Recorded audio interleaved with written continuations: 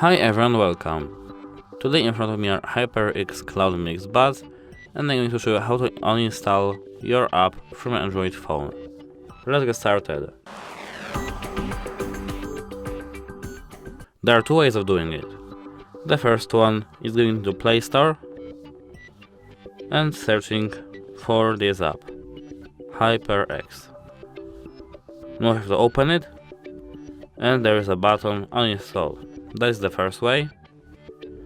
The second way is to holding a finger on our app and clicking App Info.